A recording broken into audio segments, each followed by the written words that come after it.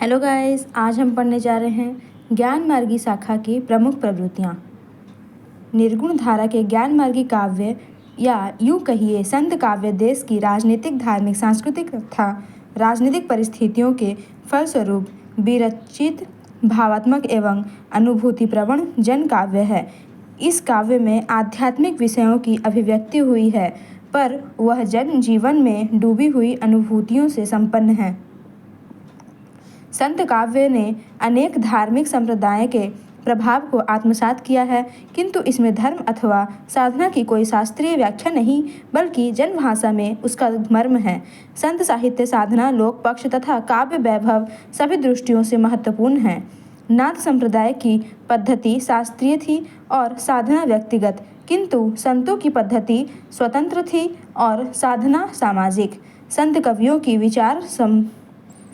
विचार सरणी निजी अनुभूतियों पर आधारित है, अतः उसमें दर्शन की सूक्ष्मता न होकर काव्य की कोमलता है। निर्गुण ज्ञान मार्गी काव्य या संत काव्य की प्रमुख प्रवृत्तियों का उल्लेख आगे किया जा रहा है।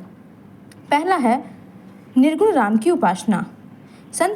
सभी संत निर्गुण निराकार ईश्वर में विश्वास रखते थे। उनका राम दशरथ का पुत्र नहीं, वह तो निर्गुण निराकार है, पुहुवास से पात्रा है, अजन्मा और निराकार है।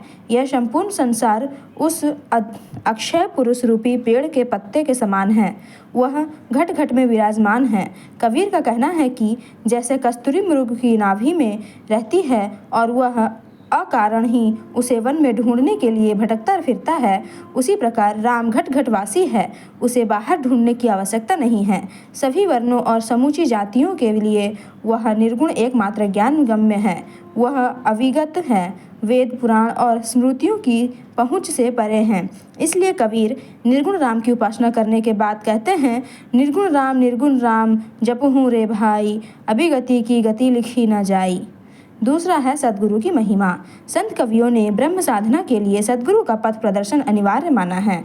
सद्गुरु ही उन्हें परम तत्व के रहस्य से परिचित करा के उनके हृदय में उसके प्रति अनन्य प्रेम की भावना उत्पन्न करते हैं। संतों का विश्वास है कि राम की कृपा तभी होती है जब गुरु की कृपा होती है। ये तो गुरु को परमेश्वर से भी अधिक महत्व देते हैं, उन्हें सर्वशक्तिमान और सर्वसमर्थ बताते हैं। कबीर के शब्दों में, गुरु गोविंद दो खड़े काके लागू पाए, बलिहारी गुरु आपने गोविंद यो बताए।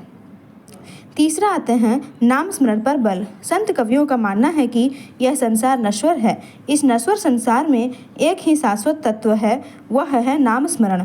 ईश्वर प्राप्ति तथा मोक्ष के लिए नाम स्मरण की महत्ता सर्वोपरि है। राम नाम के बिना शेष सभी माया है, काल के बंधन है।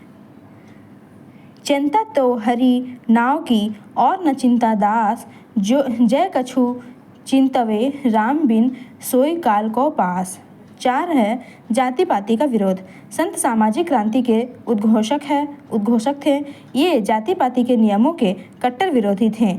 उन्होंने सामाजिक अन्याय का विरोध किया था। छुआछूत, हिंदू मुसलमानों में विद्वेष और भेदभाव की उन्होंने खुलकर निंदा की थी। इनकी दृष्टि में सब मनुष्य बराबर थे तथा भगवत भक्ति पर सबका समान अधिकार था। जाति पाति पूछे नहीं कोई, हरि को भजे सो हरि का होई। संत ब्राह्मणवाद के घोर विरोधी थे। उनका मानना था कि ब्राह्मणवादी मानसिकता ने ही समाज का सत्यानाश किया है। इसलिए ब्राह्मणों की इसी सोच पर व्यंग करते हुए कबीर कहते हैं, जे तू बाभन बभनी जाया, तो आन बाँट हुए काहे न आया। 5 नंबर है अवतारवाद और बहुवेद उपासना का खंडन। भक्ति योगिन राजनीतिक परिस्थितियों के आचार्य शंकर के अद्वैतवाद के प्रभाव से संतों ने अवतारवाद और बहुदेव उपासना का दृढ़ता से खंडन किया। संतों का विश्वास है कि अवतार जन्म मरण के वशीभूत है, वे मायाग्रस्त है, उनकी आराधना से ब्रह्म की प्राप्ति सर्वथा असंभव है। इसलिए उन्होंने एकेश्वरवाद का संदेश सुनाया और बहुदेववाद का घोर विरोध किया। संत चरणदास के शब्दों में, यह सिर नवे न राम को, नाही गिरियो टूट, आन देव नहीं परसिए, यह तन जाए छूट। 6 नंबर है रूढ़िवाद और बाह्याडंबर का विरोध। संतों ने रूढ़ियों, बाह्याडंबरों तथा अंधविश्वासों की कटु आलोचना की है। इन्होंने मूर्ति पूजा, धर्म के नाम पर होने वाली हिंसा, तीर्थ, व्रत, रोजा, नमाज, हज आदि विधि विधानों का डटकर विरोध किया है। कबीर ने इन तमाम क्रियाओं को व्यर्थ ठहराया और इनके मानने वाले को फटकारा है। काकर पाथर जोरी के मस्जिद लई चुनाए, ता चाढ़ी मुल्ला बाग दे, क्या बहिरत हुआ खुदाए।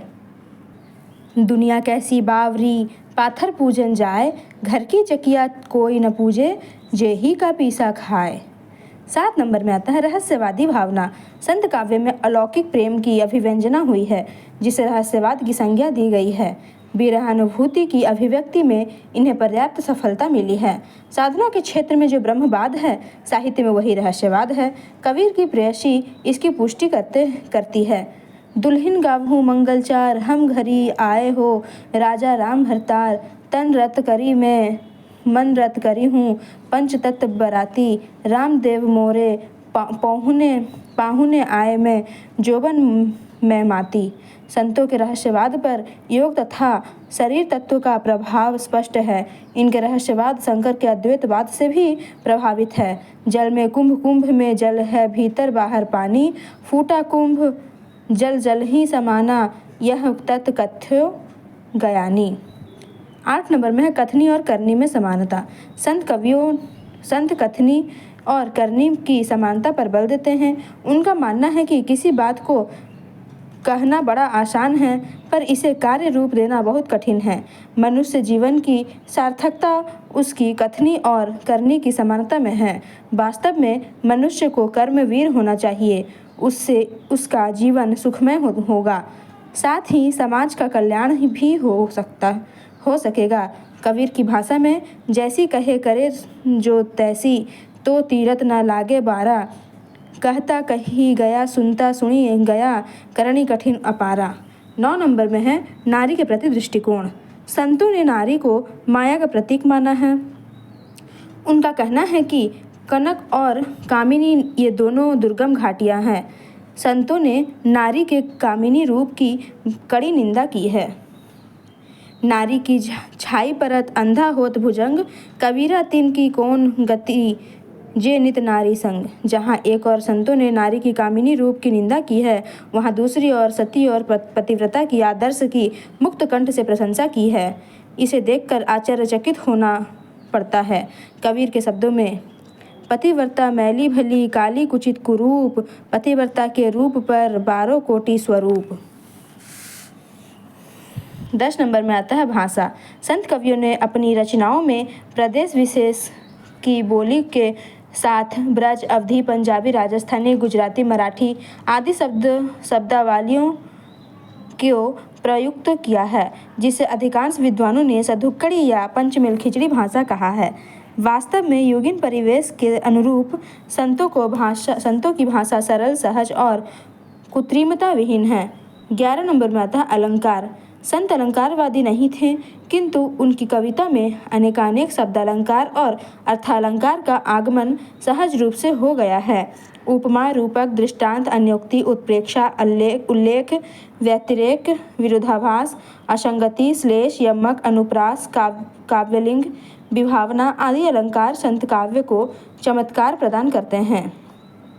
संत कवियों के रूपक जीवन के सामान्य प्रवृत्तियों एवं घटनाओं पर आधारित है। 12 नंबर है छंद। छंदों का वैविध्यपूर्ण प्रयोग संत काव्य में दुर्लभ है।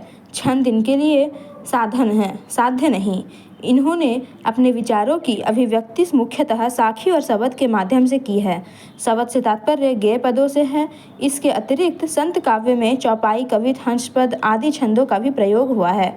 इनके काव्य में कहीं कहीं छंद दोष भी पाए जाते हैं। धन्यवाद।